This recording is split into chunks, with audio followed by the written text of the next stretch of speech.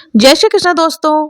लक्ष्मी जी की प्राप्ति के लिए दिवाली पर लक्ष्मी पूजन किया जाता है और शास्त्रों के अनुसार दिवाली के दिन लक्ष्मी माता पृथ्वी पर भ्रमण करती है।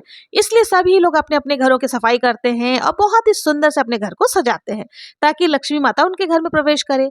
आज के वीडियो में हम लोग जानेंगे कि दिवाली के दिन लक्ष्मी जी की प्राप्ति के लिए दहलीज का पूजन कैसे किया जाता है और लक्ष्मी माता के चरणों का पूजन कैसे किया जाता है। दहलीज पूजन में अपने घर के मुख्य द्वार यानी जहां से मेन गेट आपका होता है वहीं पर आपको पूजन करनी होती है और बाहर की तरफ यानी दहलीज पर बाहर की तरफ पूजन की जाती है। और ये पूजन जो है दहलीज पूजन सुबह के समय किया जाता है यानी कि सूर्योदय होने से पहले हमें दहलीज का पूजन करना होता है।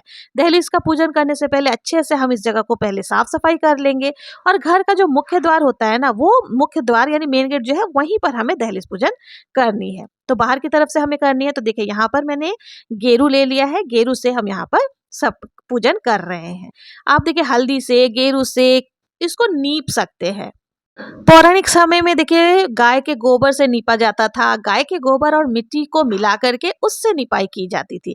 लेकिन आजकल गाय के गोबर मिलना पॉसिबल नहीं है और साथ ही सबके पक्के के मकान हो गए हैं तो उसमें गाय के गोबर से नहीं नीप सकते हैं। तो यहाँ पर मैंने गेरू ले लिया है, गेरू मिट्टी से ही हम लोग यहाँ पर नीपेंगे।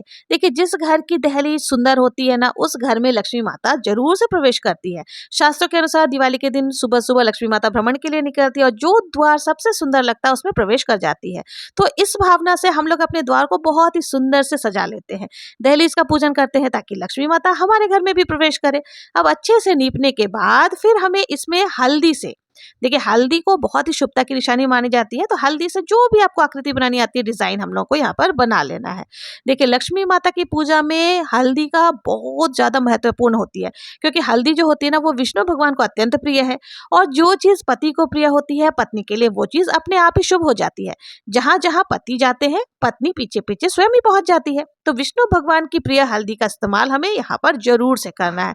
अब हल्दी से हमने यहाँ पर डिजाइन बना ली। देखो मुझे कोई बहुत ज्यादा सुंदर आकृति बनानी नहीं आती है तो मैंने डॉट डॉट डॉट डॉट बना लिया है, उसी को हल्दी से उंगली से राउंड राउंड करती जा रही हूँ। इसके बाद हम हल्दी से लक्ष्मी जी के चरण बनाएंगे। हल्दी से या फिर आप आटे से भी लक्ष्मी जी का चरण बना सकते हैं। तो यहाँ पर या फिर आप कुमकुम से भी लक्ष्मी जी के चरण बना सकते हैं। तो यहाँ पर मैंने आटा ले लिया है और इसी से हम लक्ष्मी जी के चरण बनाएंगे। देखिए बहुत ज्यादा कलाकारी करने की जरूरत नहीं है, जैसा आपसे बने वैसा आप कर सकते हैं। आजकल बहुत सारे सांचे आदि आने लग गए हैं, रंगोली वाली छन्नी आने लगी है जिसमें कि लक्ष्मी जी के चरण ऑलरेडी बने हुए होते हैं। बस आपको उसके ऊपर डालना है आटे को और आपकी रंगोली तैयार हो जाती है। लेकिन मैं कोशिश करती हूँ कि मैं अपने हाथों से ही रंगोली बनाऊं या फिर लक्ष्मी माता के चरण बनाऊं। तो यहाँ पर मुझे जैसा आता था मैंने उसी प्रकार से आटे को यहाँ पर डाल दिया है, उस पर इस तरह से करके मैंने बना लिया है। अब इसमें मुझे लक्ष्मी माता के चरण तो बन गए और उंगलियां बनानी है। तो यहाँ छोटे छोटे छोटे छोटे मैं थोड़ा थोड़ा डाल दूंगी और इस तरह से हमने यहाँ पर उंगली भी बना ली है। तो यहाँ पर हमने लक्ष्मी माता के चरण बना लिए हैं। तो ये हमारी रंगोली तैयार हो गई है। अब चरणों के सामने आगे की तरफ हमें अनाज की ढेरी लगानी है। कोई सा भी अनाज आप ले सकते हैं, मैंने यहाँ पर गेहूं लिया है। तो यहाँ पर हमने गेहूं की ढेरी कर लेनी है। इसके ऊपर ही हमें दीपक प्रज्वलित करना है। इस तरह से हम दीपक प्रज्वलित कर लेंगे। आप देखिए गणेश जी का नाम लेते हुए दीपक को प्रज्वलित कर ले। आप चाहे तो दहलीज के दोनों तरफ भी अनाज की ढेरी लगा सकते हैं और दोनों तरफ ही दीपक प्रज्वलित कर सकते हैं। लेकिन बीच में दीपक प्रज्वलित करने से यह होगा कि आप दोनों तरफ से रास्ता रह जाएगा, आप आराम से अंदर जाना आना हो सकता है। तो वहां बीच में एक ढेरी लगा करके हमने यहाँ पर सुबह सुबह हमें दहलीज का पूजन करना होता है। तो लक्ष्मी जी के चरण आपको जरूर बनाने हैं और फिर नमस्कार करना, हमें प्रणाम करना है। लक्ष्मी जी के जो चरण है उनको प्रणाम करेंगे और लक्ष्मी जी को अपने घर में आने के लिए निवेदन करेंगे, प्रार्थना करेंगे कि माता आप हमारे घर में प्रवेश करें और हमारे घर में धन धान्य की बरकत करें। इस तरह से दिवाली के दिन हमें पूजा कर लेनी है। तो देखिए पहले के समय में तो रोजाना ही दहलीज की पूजन की जाती थी। अगर आप भी रोजाना दहलीज का पूजन कर सकते हैं तो इससे अच्छा तो कुछ नहीं हो सकता है। लेकिन आजकल की बिजी लाइफ में जॉब वगैरह सभी लोग करते हैं तो टाइम का अभाव है, समय का अभाव है। तो दिवाली के दिन कम से कम आप लक्ष्मी प्राप्ति के लिए दहलीज का पूजन जरूर से करें। और बहुत से लोगों का सवाल होता है कि दहलीज पर अगर हम दीपक जलाते हैं तो जब हम घर के के अंदर जाएंगे तो फिर दीपक के ऊपर से जाना पड़ेगा। तो ऐसा कुछ नहीं है, दीपक जो जलेगा दोनों साइड देखिए, अगर आपको दिख रहा है दोनों साइड बहुत ही सारी जगह पड़ी है, आराम से जो किनारे से आप अंदर जा सकते हैं, दीपक उल्लंघन नहीं होगा।